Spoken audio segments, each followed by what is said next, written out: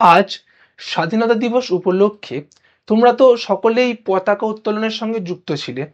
তোমরা নিজেদের বিদ্যালয়, কলেজ, বিভিন্ন রকমের সরকারি প্রতিষ্ঠান যে যারই অংশ হও না কেন, সকল স্থানেই বা সকল প্রতিষ্ঠানেই আজ ভারতের জাতীয় পতাকা উত্তোলন করে তাকে স্বাধীনতার সম্মান দেওয়ার একটি বিশেষ প্রচলন কিন্তু রয়েছে। তো এই জাতীয় পতাকাটার সঙ্গে তো আমরা খুব ছোটবেলা থেকেই পরিচিত। তাই যদি তোমাদের আমি প্রশ্ন করি যে ভারতবর্ষের জাতীয় পতাকার কটা রং, তোমরা কি উত্তর দেবে? আমি জানি অনেকে উত্তর দেবে তিনটে রং, গেরুয়া, সাদা, সবুজ। গেরুয়া, সাদা, সবুজ। অনেকে বলবে যে অশোক চক্রের যে রং অর্থাৎ নীল রংটা, সেই নীল রংটা কোথায় গেল? সেই নীল রংটাও আছে।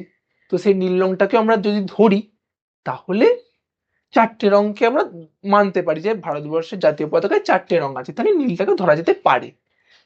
কিন্তু আমি যদি তোমাদের বলি যে ভারতবর্ষের জাতীয় পতাকায় পাঁচটা রং আছে,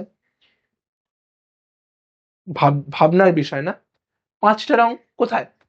এই চারটে রং তো নয় মানলাম, পঞ্চম রং কোনটা ভারতীয় জাতীয় পতাকায়?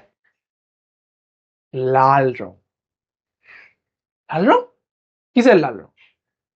লাল রং, বিপ্লবী শহীদদের রক্তের লাল রং। ভারতবর্ষের জাতীয় পতাকা 15ই আগস্ট স্বাধীনতা দিবস উপলক্ষে তোলা হচ্ছে। এই স্বাধীনতাটা কিন্তু ব্রিটিশরা দিয়ে যায়নি, ছিনিয়ে নিতে হয়েছে রক্তের বিনিময়ে। কোটি কোটি অগণিত ভারতবাসী নিজেদের জীবনটাকে উৎসর্গ করেছে দেশের নামে, এবং তাদের এই উৎসর্গের ফলস্বরূপই আমরা স্বাধীনতা পেয়েছি। আজ আমরা স্বাধীন ভারতে শ্বাস নিতে পারছি, স্বাধীনতা দিবস পালন করতে পারছি। তাহলে সেই শহীদ, সেই অকাল মৃত্যু বরণ করে নেওয়া মানুষদের রক্তের ছাপ কি ভারতের পতাকায় নেই?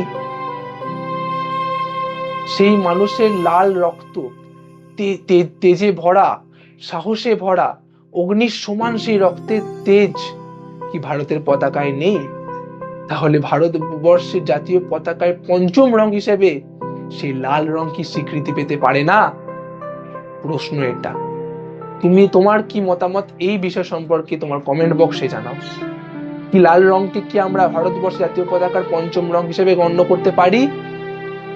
তাদের আত্মবলিদানের যথার্থ মর্যাদা আমরা কি দিতে পারি?